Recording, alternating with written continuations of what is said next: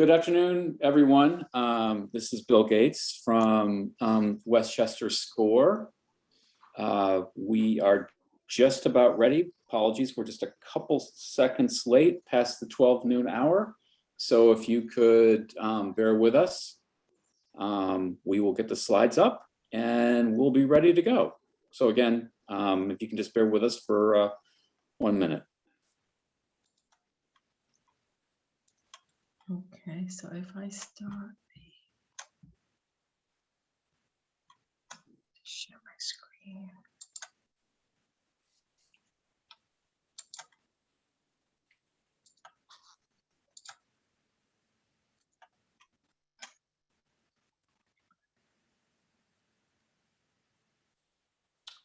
Okay. Sharon, are you ready? I am, needed just 1 minute.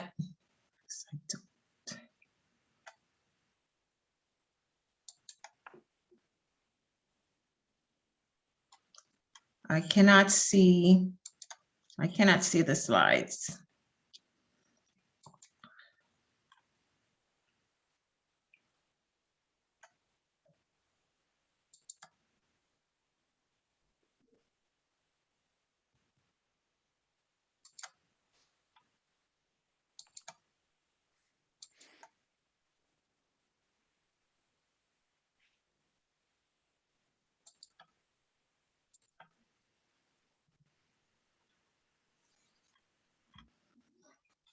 I am ready. Okay, great. Well, why don't we do this while we get going? So welcome everyone to the November presentation for the Hudson Valley chapters, which are sponsoring this webinar, which is entitled Finishing the Year Strong Financially, with a discussion around small business accounting and tax strategies, hosted by Sharon Eason, who is president and owner of Chase Eason and Associates. Do you want to go to the next slide, Sharon? Okay. Hey, just real quick, because obviously Sharon's the star of the show, so to speak. Just a quick introduction to SCORE. I think maybe some have heard this before, but obviously the Hudson Valley chapters provide a vibrant small business community through a series of steps that we provide, which include confidential business mentoring, which is our core product, webinars and workshops, which is where we are today, and then obviously extensive online educational resources.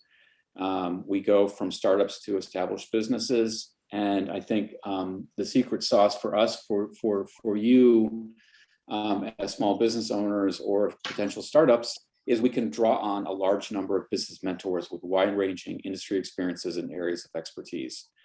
And if you can go to the next page, Sharon.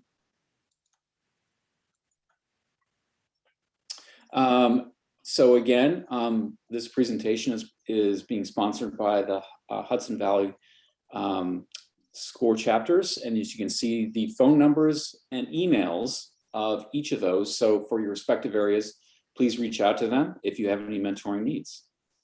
Next slide. So again, like a lot of Zoom webinars that you've all been on, we do have a Q&A box, so please provide your questions. And what we'll do at the end of the presentation is we will try and answer as many questions as we can before we hit the top of the hour. And last slide before we get going here.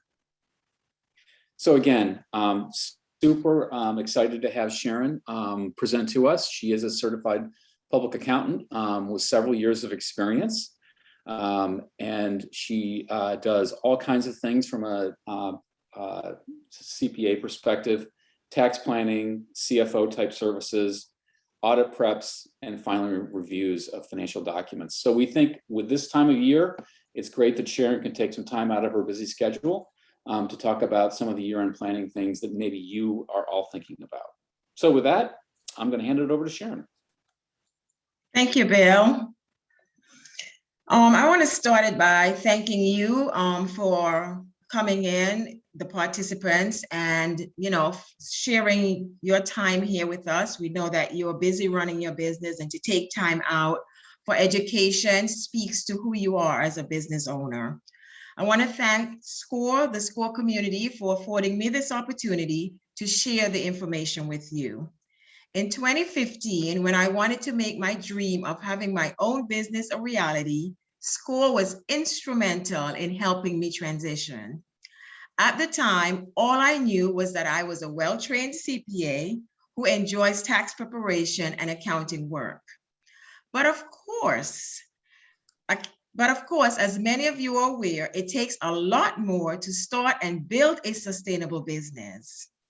I would meet with SCORE counselors every Thursday, and they poured into me until I was confident and had the tools I needed to be a successful business owner. SCORE helped me to build the foundation on which my business stands today. So when Bill asked me to do this webinar, I couldn't think of a better way to give back to a community that has given so much when I needed it.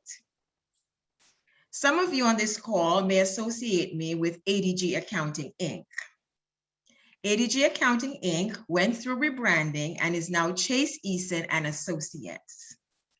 Along with the new look comes a new mission, which is to equip business leaders to build lasting businesses by developing their people, products, and services. That said, our vision is to develop financially stable business leaders, to develop financial stable businesses with sustainable business leaders. Our office is located at 77 Westchester Avenue in White Plains, New York. On a personal note, I have 2 grown children, and my soulmate and I just celebrated our 30th wedding anniversary. I am living my dream of helping sustainable business leaders develop financially stable businesses. I hope you find value in the information that is shared during this webinar.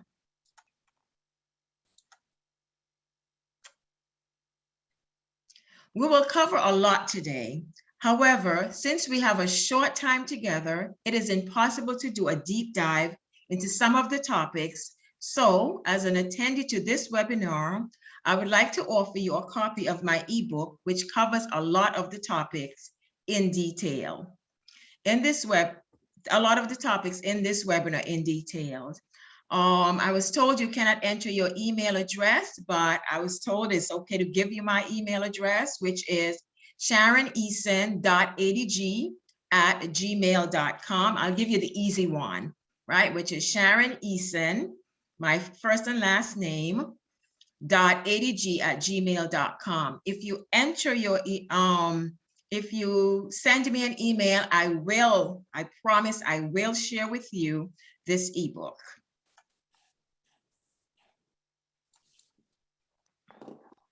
So what will we cover today? We'll cover must-do accounting before year end, such as record keeping, how to know your numbers, cost accounting versus financial accounting. We'll also look at planning tips for the business owners, such as startup costs, home office deductions, retirement, worker classification, health insurance, letters from the IRS, and of course, looking ahead. I'm very curious to know who my audience is today. So I'm asking you to complete a poll question. And the poll question says, how long have you been in business? Is it 1 year or less, 2 to 5 years, or greater than 5 years? And I'll give you a few seconds to complete that poll.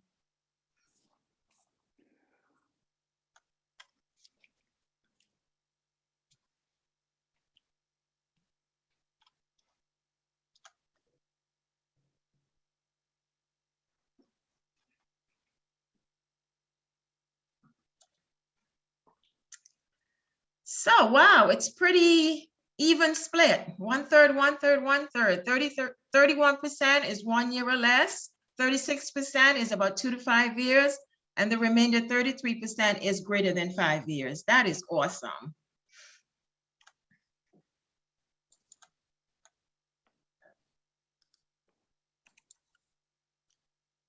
So now let's start with record keeping. Accounting for the sole proprietor, the single member LLC, is less involved than a partnership or a corporation. So we'll talk about our business records, right? Business records are used to prove the source of receipts as well as support deductible expenses and credit. There is no specific kind of record keeping required for sole proprietors or business owners. It's just that any system that clearly shows income and expenses is acceptable. So if you're old-fashioned and you want to pull out the old green ledger, go right ahead. More sophisticated and you want to use an accounting system such as QuickBooks or FreshBooks, it's fine. You know, the other thing is that most use the cash method of accounting. However, it is perfectly fine to use the accrual method of accounting based on your business needs and your business type. And of course, if you are unsure as to which method to use, please consult with your accountant. Do not guess it, because once you pick a method of accounting, it's very hard to change to a different method of accounting. So you can't start the year and say, oh, I'm a cash basis, and end the year saying, oh, I'm on an accrual basis, right? You've got to pick one and stick with it. Of course, I cannot reiterate enough the importance of having a business bank account.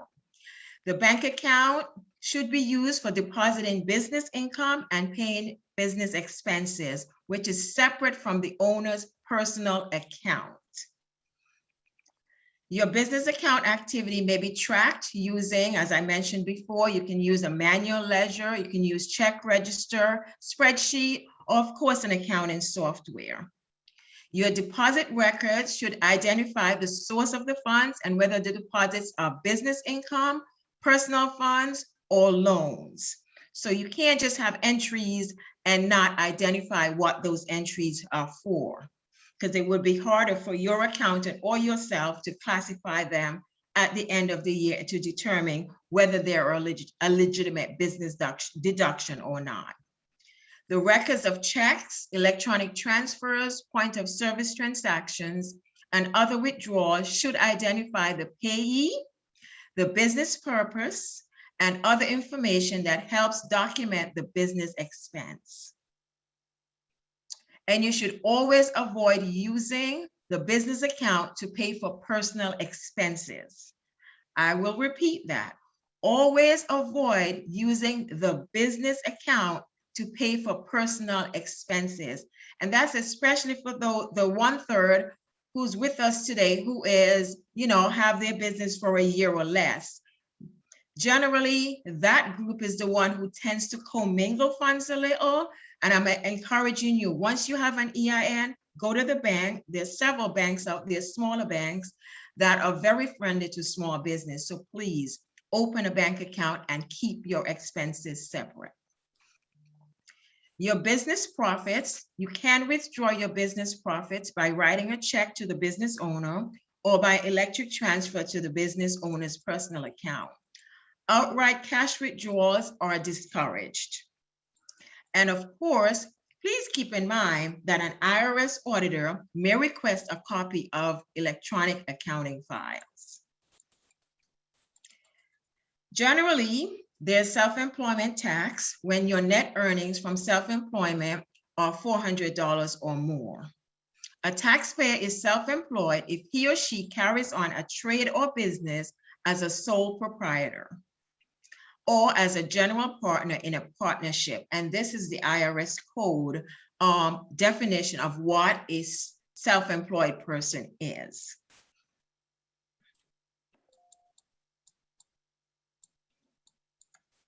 Now, let me bring your attention to a famous case that I find fascinating and want to share with you. This is called the Cohen Rule, and this goes back to why, how you keep your records. So Cohen is a theatrical manager and producer. He entertained actors, employees, and drama critics. He also incurred travel expenses for businesses. He kept no records. He estimated that he had spent about $11,000 during the first 6 months, and that was back in 1921, which is equivalent to about $140K in today's dollars. So the government disallowed all of his deductions on the ground that it was impossible to tell how much he had in fact spent. However, the court ruled in favor of Cohen and his use of estimates to substantiate his business, right? And so the IRS had to amend the IRC code to require adequate records or sufficient evidence corroborating a taxpayer's statement of travel, entertainment, and other expenses. And in today's world, it's very easy to corroborate that, right? Because we have our cell phones, we have a lot of things are electronic. So it's very easy to corroborate your expenses. Excuse me, my other phone is ringing from my office. Let me just kind of turn that off so that you are not interrupted during this presentation. My apologies. So in addition to that, the TCJA, which is the new tax reform laws, amended the Internal Revenue Code to provide entertainment expenses as allowable deduction, to remove entertainment expenses as allowable deductions. And we'll speak some more about entertainment expenses and talk about the definition for entertainment expenses later on in this presentation. In contrast to the Cohen case, there was another case that says the IRS disallowed all deductions claimed on 3 separate Schedule Cs, and many of you here are Schedule C. So this is if you were to go in front of the IRS with disallowable expenses, this is the case that they would refer back to make a ruling on your situation, right? The taxpayer claimed that the house fire had destroyed documents that would have substantiated his deductions. So we can't say the dog ate the receipts, right? But he failed to reconstruct his records in a meaningful manner. Therefore, the court could not apply the Cohen Rule in allowing estimates of the deductible amounts. So the lesson here is, while you can have some estimates, you should be able to substantiate those estimates. Fair enough? Okay. So I get a lot of questions often about how long should you keep your business records. So here are some guidelines based on the IRS rules. If you owe additional taxes, 3 years is considered reasonable. If you omit to report your income in excess of 25%, it's about 6 years. They look back 6 years. Of course, if you file a fraudulent return, they can look back all the way as far as they want to go, right? And if you do not file a return, there is no exemption from filing a return. You should always file your returns, and they can have you go back and file returns for several years when you think, oh, there's a statute of limitation. There is none on not filing returns. If you file a claim for credit or a refund, it's about 2 to 3 years. And if you file a claim for loss from worthless securities or bad debt, it's usually 7 years. My advice to my clients is always just keep your records, especially now in a digital world. Scan it in, put it in a file folder, and you always have it. Now we move to a different area. Know your numbers. As a business owner, understanding your numbers is as important as selling your product or services. You should always review your receivables for collections. Look at your receivables. Sometimes there might be someone who owes you that you didn't realize that, oh my goodness, I need to follow up with that client and collect what's owed to me for the services or the products that I've sold. Or you might have receivables that are so old on your books that they're uncollectible and you need to write those off. So it's a very good idea to always look at your accounts receivable to see where they stand. You can consider accelerating income or deferring earnings based on your profit projections for the end of the year. And your balance sheet. Always reconcile assets on your balance sheet, especially your cash account. It is a best practice, and it's more than a best practice. I would say it is a must practice to do your bank reconciliations at the end of every month. You will be surprised how many people are able to mitigate fraud by just looking at their bank statements and doing a reconciliation at the end of every month. A well-supported balance sheet can guide decisions about cash reserves, telling you how much money you have, because your books might say you have $1,000, but in essence, you really only have $500 because by not looking at your balance sheet, you forgot that you did not pay your vendor $500, right? So it's a guide to decisions about your cash reserves, your debt financing, your inventory management for those of you who have inventory, receivables payable, and your property. Regular monitoring can highlight vulnerabilities and providing time for corrective action. We turn to the revenue side, or the profit and loss side of the business. Your projected revenue, you should always take a look at income statements and see how your revenue has performed so far this year versus what you thought your revenue was going to be. So did you meet your projections? You projected that you were going to have X amount of sales. However, are you ahead? I hope so. Or have you fallen short? And if you've fallen short, what are the reasons for why you've fallen short, right?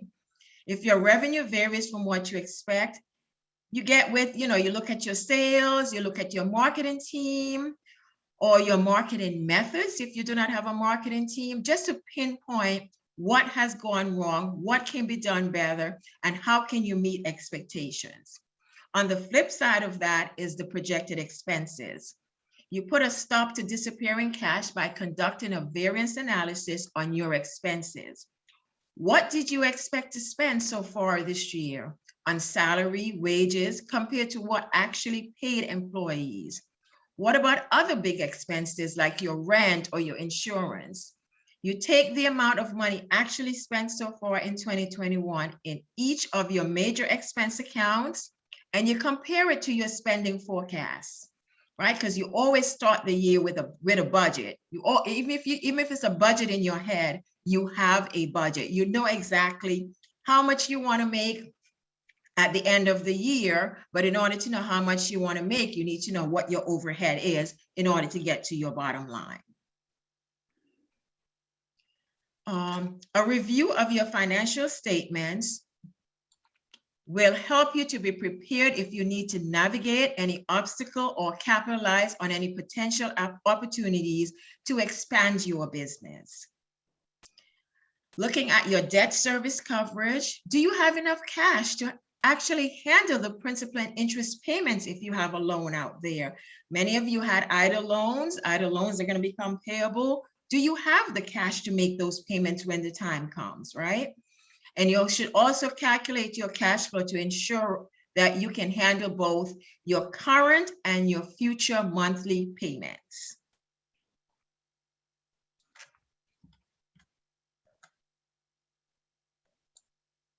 This is the time I probably would say any questions, but we're not in that forum, so I'll keep going. So another method, you often hear about the financial accounting method, but we'll talk a little about the cost accounting method today and why that is important for you as a business owner. You may need to make numerous adjustments along the way in your business, right? You start out the year one way, but you need to make some adjustments. Opportunities for expansion comes up, etc. You're looking at your inventory. So how do you know when to make those decisions? So one way of doing that is through cost accounting. And many of you probably do cost accounting already, but was just not able to put a name to it. So cost accounting helps you to make informed decisions, right? Cost accounting reports determines various costs associated with running your business. With cost accounting, you track the cost of all your business functions. Those of you who are making products, from raw materials through labor, inventory, overhead, among other costs. It differs from financial accounting because it is only used internally. It's used mainly for decision making. Because financial accounting is employed to produce financial statements for external stakeholders, such as your stockholders and the media, it must comply with generally accepted accounting principles. However, cost accounting does not. It allows you to understand the following: the cost behavior, and for example, will the cost increase or stay the same if production of your product goes up? Right? Right now, we're hearing a lot about shortage in raw materials. What happens, right? If the raw materials you need for your end product goes up. It allows you to make appropriate prices. Excuse me. It allows you to make appropriate prices for your goods or services. So your pricing structure, you use cost accounting for that. So this is why I said many of you are already using cost accounting, but not really having a name for it. So once you understand your cost behavior, you can tweak your pricing based on your current market. Also, with cost accounting, it affords you the opportunity to do better budgeting. You can't create an effective budget if you don't know the real cost of your line items, right?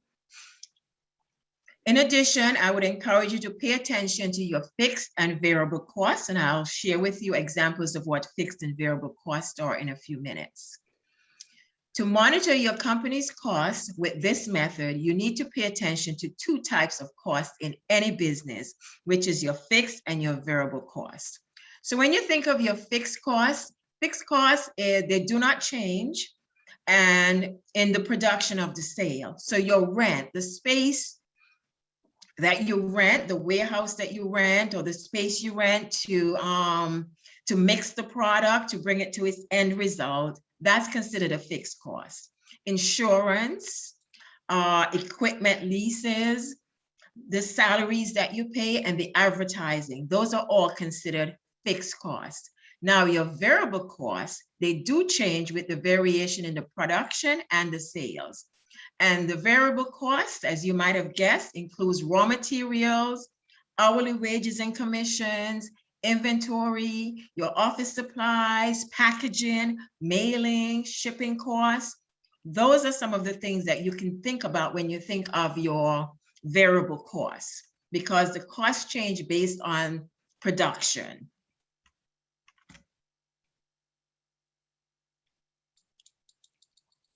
Cost accounting is generally used in smaller, less complicated businesses. And then the more complex your business model, the harder it becomes to assign the proper values to all of the facets of your company's functioning.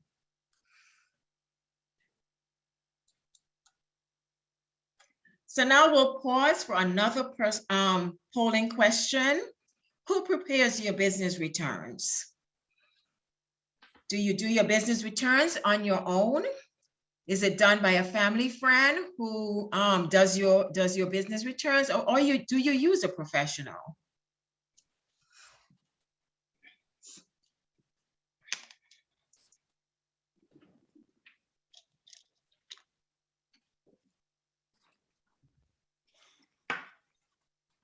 I'll give you a few more seconds to fill that poll in.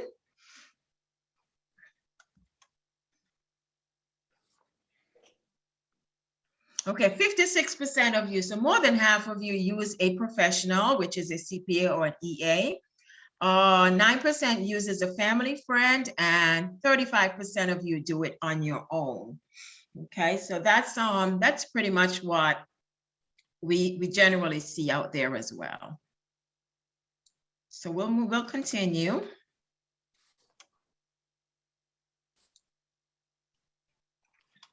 So now we're going to demystify popular business expense deductions. Your business expenses must be ordinary and necessary to be deductible.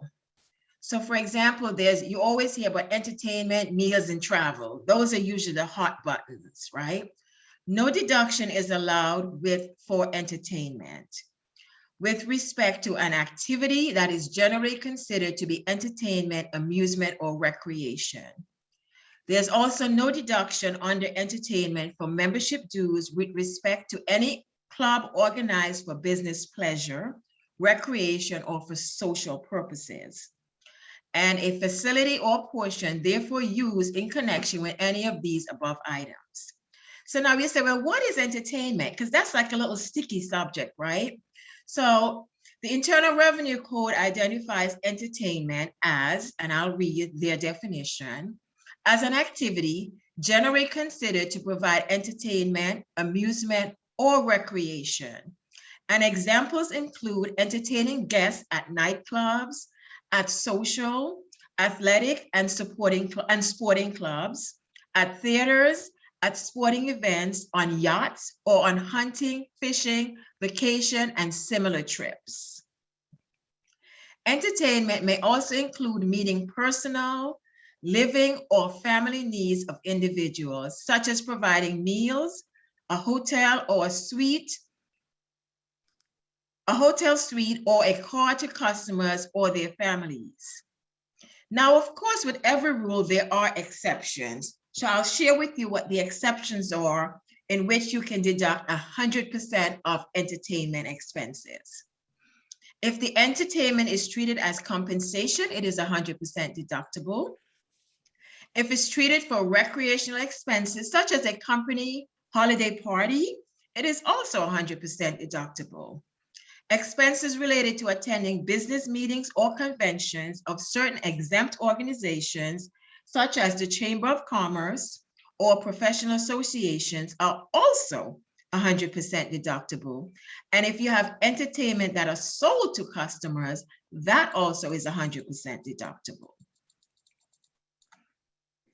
We'll now move on to meals. The cost of meals is deductible if the meals are generally deductible if incurred while traveling on business or if provided to a client, a customer, or an employee. Of course, the 50% limitation on the meal expense still exists, and it does include the delivery fees, the taxes, and the tips. So don't forget to include those when you put your meal expenses on your ledger. There are certain exemptions, of course, for those in the transportation industry. There are special rules that apply for substantiation of expenses for meals, travel, and lodging. The taxpayer must maintain records that include the amount of the expense, the time and place of travel, the business purpose of the expense, and the business relationship between the taxpayer and the person's provided meals. If you're self-employed, you can also use the per diem rates for meals. And those can be used instead as a standard deduction by a self-employed taxpayer while traveling in place of actual receipts. Okay.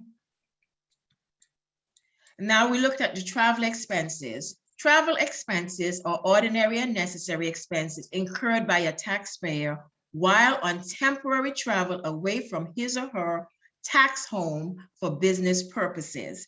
And the tax home is the place where you reside, the place where you receive your meals. I mean, your mail, not your meals, right? So that's considered your tax home, because some people have several homes. They have their vacation home and they have their home, their residence. So when the government is looking at your tax home, they're looking at the place where your mail comes.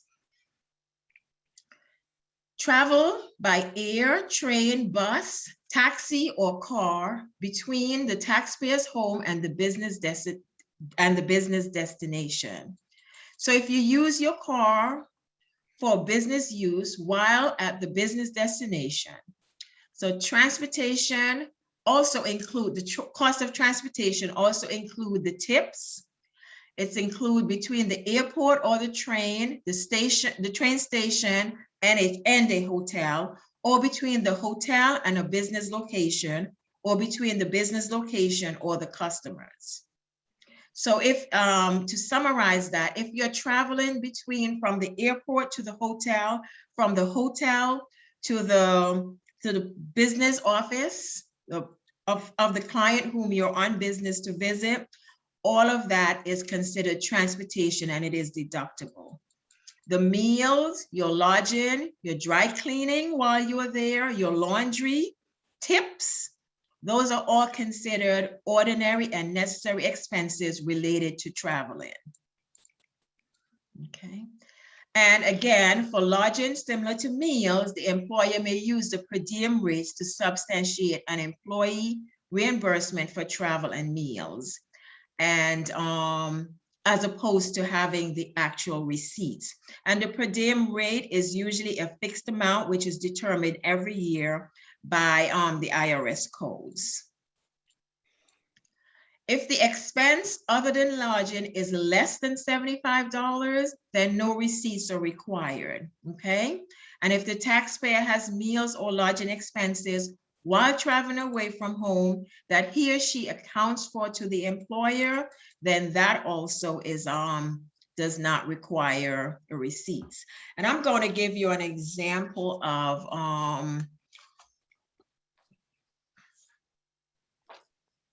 I think I have an example. Do I have an example of? And Sharon, while you're getting that example, we've got about another 10 minutes or so. Oh, okay. So you know what? I'll skip the examples. I didn't realize time was going so quickly. Yeah, so we want to get some. So I'll skip the examples so I can go through the other slides. Thank you for that, Bill. I'll also skip this slide because it's just more polling question, just trying to get a gauge for who is sole proprietors versus corporations. Okay, let's get into the meat and potatoes of why we're here today. Okay, this is where we'll spend quite a bit of our time for the remainder of our time together. So business startup and organizational costs are generally deductible up to $5,000. So you can deduct up to $5,000 immediately for your startup cost. For those who are starting a business less than a year, you can use that. You can deduct up to $5,000 for your startup costs or any type of organizational expenses, right?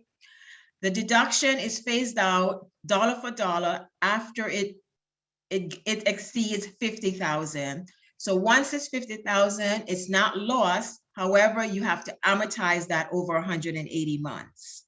And examples of some business startup costs are expenses incurred while investigating the purchase of a business, training, wages for employees who will work in the business, your travel, you go to trade shows, etc. Those are some of the things that are considered startup costs. If the business never starts, what happens? So if an individual attempts to go into business and is not successful in starting the business, the expenses incurred in trying to establish the business falls into two categories: costs incurred before making the business decision to acquire, or the costs incurred during the general search for a preliminary. Okay, let's move on a little. I'm running through. Let's move to the business use of a home. I'm sure many of you, especially now with the pandemic, are using your home as your business office instead of, renting a space. So the taxpayer cannot deduct items related to his or her home, such as mortgage interest, real estate taxes, and business expenses. Generally, right? You're not allowed to. However, you may be able to deduct the expenses related to your business part of the home. So for example, there are certain requirements, and the requirements are the business space has to be used exclusively for your business. So for example, if you work during the daytime at your dining room table, and then in the evening you feed your family on that dining room table, then you cannot deduct that space as an exclusive use. Even though you use it regularly, it is not considered exclusive use, right? You must be in trade or in business, a trade or business use when you use that space, and it must be the principal place of business. Okay, let me see if I can Scroll through.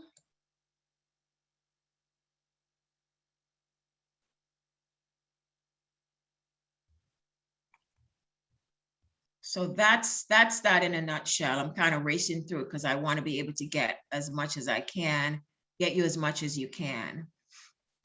Okay. Research and experimental costs are also, they can be amortized over 60 months or deducted currently, or they can be written off over a 10-year period, depending on the type of the business and what those type of research and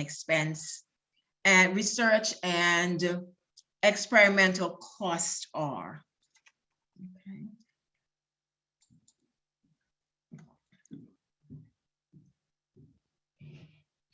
We move on to education. Ordinary and necessary expenses paid for the cost of education and training of a taxpayer's employee are generally deductible. A taxpayer can also deduct the cost of his or her own education, including certain related travel related to his or her trade or business. So it has to be related to your trade or business. I cannot be an accountant and decide that I'm going to, study archaeology and that's not my trade or business, right? There's no deduction for me for that. So it has to be something related to enhancing my skills. Independent contractor versus employee, that is a subject that you hear about a lot, and you have to be mindful of that because what often happens is that you might hire someone, you pay them a 1099, and then they're no longer working for you and they file for unemployment. Once they do that, the government comes back and they look at you and say, wait a minute, was this person, did you have any control over how this person conduct their business? Did you tell them what hours to work? Did you tell them what type, you can say what type of project you are looking for, but you cannot manage the project. And if you do any of those, you are now liable to treat that person as employee instead of a 1099 individual independent contractor. Okay, and this is one of the gems of having your own business, is that you can hire your children, and pay them the allowance for cleaning the office, for filing. For many young people now are so computer savvy because that's the generation in which they were born into. It's second nature for them, so they can do a lot of your your software, loading your software in your computer, organizing your files. And if the child is under age 17, you can employ them without paying Social Security on their wages. So I figured that is like a nice gem right there. Moving along, insurance premiums, example, medical liability malpractice that are paid for a trade or business are generally deductible. Now, there's some non-deductible insurance, and I think it's important for me to pause and share those with you. Insurance premiums that are non-deductible includes amounts paid into a self-insurance reserve fund, even if the taxpayer cannot get the business insurance coverage for certain business risk. If you take out insurance to cover a loan, the premium on that insurance is not considered a deductible business expense. Okay, and those are the life insurance and annuities. If the taxpayer, meaning the business owner, is directly or indirectly a beneficiary of the policy, then that also is not deductible.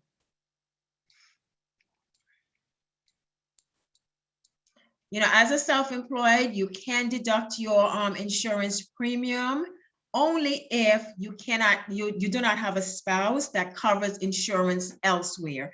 So if I'm as a sole proprietor, I'm working in my business, but my husband works for someone and he gets insurance coverage and they offer him family coverage under his plan, then I'm not eligible to take out an insurance on my medical insurance on my own and have those premiums be deductible. Okay.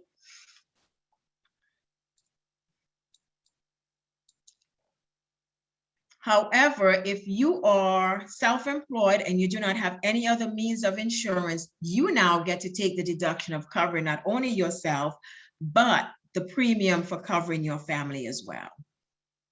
Car expenses, most self-employed taxpayers use their car as for personal and business use. You can track that by your mileage, keep a mileage log. We all have our GPS. QuickBooks has a very nice feature in it where you can always upload your mileage into QuickBooks, and you'll have that for the end of the year when you take your business records to your accountant to prepare your taxes. Also, and that also helps you to accurately track the business use of your personal car. So, some people say, oh, I use 50%. That's a guesstimate. Now, if you get audited, then, you'd have to have documents to substantiate the 50% use. Let's see what. There are certain non-deductible expenses. Generally, small business can't deduct amounts they pay to influence legislation, which includes advertising and convention program of a political party. So your business cannot make a donation to your favorite political party and use that as a business deduction. That's not considered a deduction. That's considered a non-deductible expense for tax purposes. Okay.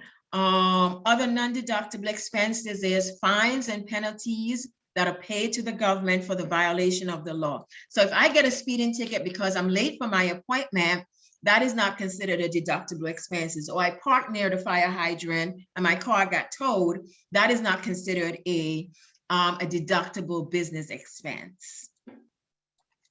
Any settlements or payout to attorneys related to sexual harassment or sexual abuse, if such payments are subject to a non-disclosure agreement. Okay. In many states, marijuana, medical marijuana, or for recreational purpose is becoming legal. However, it is classified as a controlled substance under the federal law. And because of that, there are no deductions or credit is allowed for any amount paid during the year for carrying on that particular trade or business. However, you're expected to report the revenues to the IRS. The one exception to that is the cost of goods sold, which is the cost to, produce the item. That is the only deductible business expense. There are no other business expenses that are currently allowed from a federal standpoint. Now, many of you, and if you haven't, you will one day. Everyone does in their time of having, of doing business or as a personal taxpayer, receive letters from the IRS. When you receive these letters from the IRS, they always there's always an explanation. So make sure that you look to see what the explanations say. Rather than panic, putting in a drawer, the letters are not going to stop coming if you don't address them. So you need to address the letters when they come, and it's better to address them early, because the earlier you address them, the more time you have. And oftentimes it's nothing. They're asking a question about your return. You probably forgot to include a 1099 that for revenue that you received on your tax return. However, the government gets a copy of all your 1099s, the 1099-Rs, your 1099 NECs, any 1099s, the government gets a copy of them. And when they match, they realize, ooh, you've reported 50,000 in income, 5,000 is missing. They'll send you a letter on that. Sometimes they might say, you would do a larger or a smaller refund because they made some adjustment because there's some transposition of a number on your return. And sometimes they're just asking for additional information. So when you get the letters, don't stick them in the drawer, address the letters right away, right? Because it's just easier, right? And oftentimes, not oftentimes, but each and every time, there's a number and a timeline in which you do need to address the letters that you receive. So don't panic, just be proactive. Okay, how are we doing on time?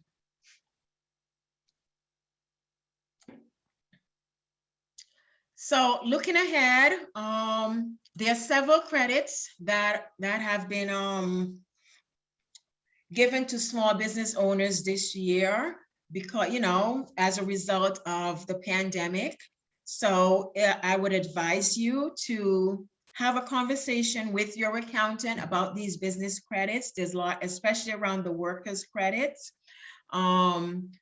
Have a conversation with your accountant about these. Make sure that they are, you know, that you're optimizing the credits that you're allowed as a business owner. And if you do not have an accountant, I would advise you, it's never too soon, especially those who are in business less than a year or less. I would always advise you to seek out an accountant.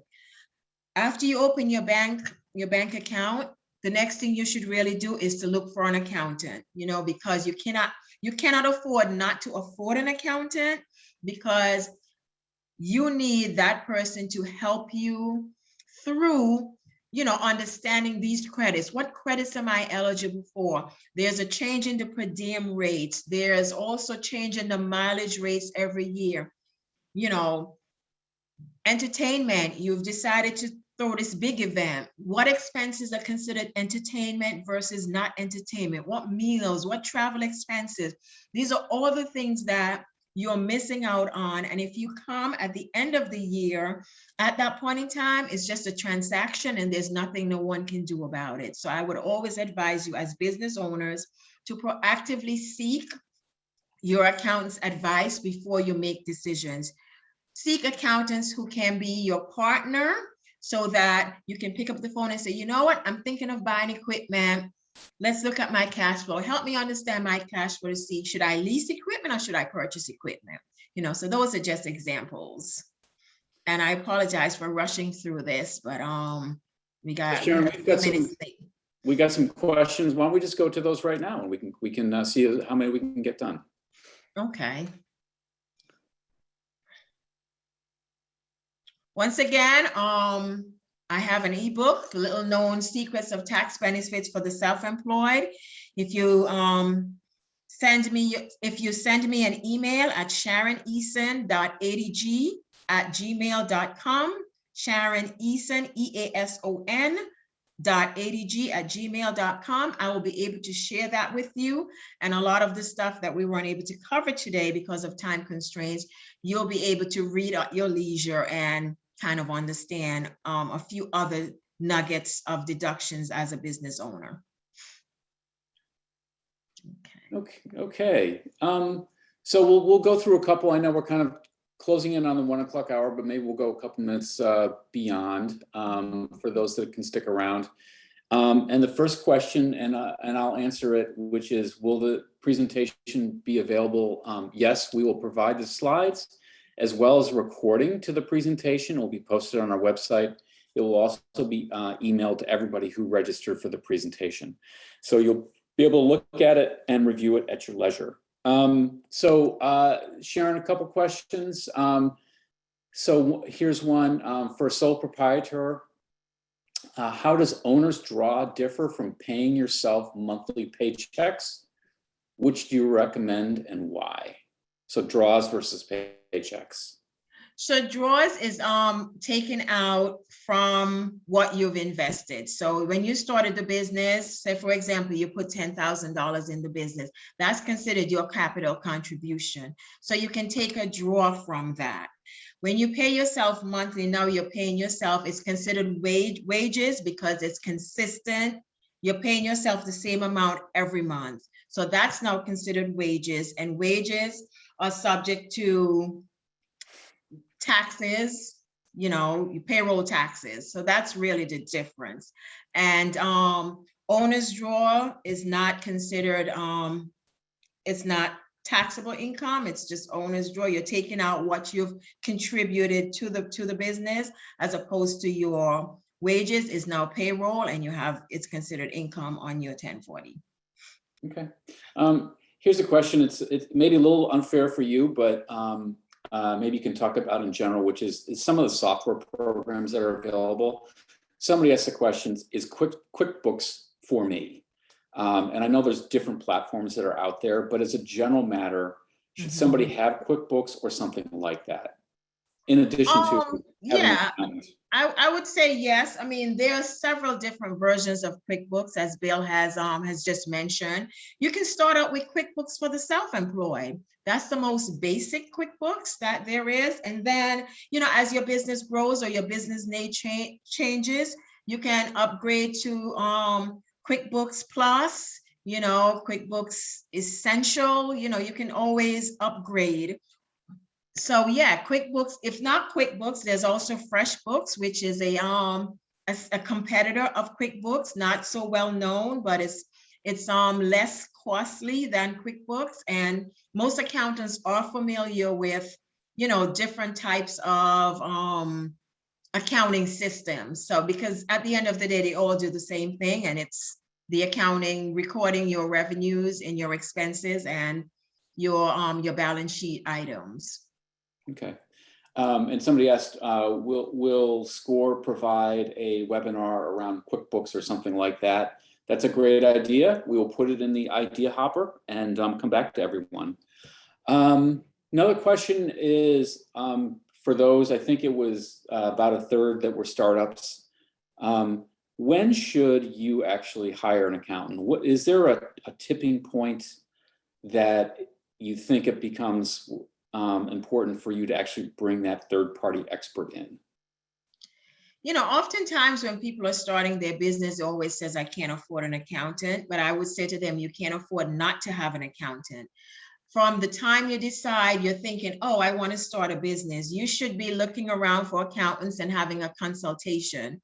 Many accountants, including myself, offers a 30-minute, you know, a complimentary 30-minute discovery call, just even to have a conversation about the type of entity, look at your business plan, you know, and offer you some suggestions around that. So, you know, I would always say you can't afford not to have an accountant. And I know it seems like a sales pitch coming from me as an accountant, but it's just one of those things that you never know. You're always leaving money on the table when you think you can do it yourself. Just go it yourself. Like I wanted to try making if it's Thanksgiving and I want to do an apple pie, I'm not a baker, so I am not going to try baking, right? I'm going to seek the advice, seek a baker to get me a good, delicious apple pie. Yes, I can make one, but it might not taste as great. It's the same thing with an accountant. You know, there are lots of things we spend our time, you know, educating on all the changes. And if this last year, 2020, was any indication of how frequently laws are changing and things like that, as a business owner, you're probably leaving money on the table if you don't have an accountant. Okay, two more questions, and then we'll wrap things up. The first is a lot of people got PPP loans or restaurant revitalization fund loans. If they were forgiven, and maybe this is a very long and technical discussion, so keep it as short as we can. What should people be thinking about going into this year end and maybe even next year? When you say if the loans were forgiven? Yeah, if they're forgiven, what are the tax implications? So if the loans are forgiven, that's more of an accounting transaction than it is a tax transaction. The loans are not considered revenue, right? So they're considered when you write off the loan, it's considered as a hit against your capital contribution. So it's a benefit to you. It increases your capital. That's the shortest answer that I can give without telling you, you know, where to put the debits, the credits. But it's more of a accounting transaction than it is a tax transaction. Okay. And last question, because it is the holidays. Somebody's thinking about having a Christmas dinner for their employees. Deductible or not deductible? It is deductible if it's a Christmas dinner for the benefit of their employees. Yes. Okay. That's one of the entertainment that's considered deductible, a holiday dinner. Okay. So again, thank you, Sharon, for taking the time. I think this has been really informative. I've learned a few things. So again, we will provide the slides as well as recording. And on behalf of the Hudson Valley SCORE chapters, thank you very much and have a great day. We'll see you on the next one. It was my pleasure. Thank you.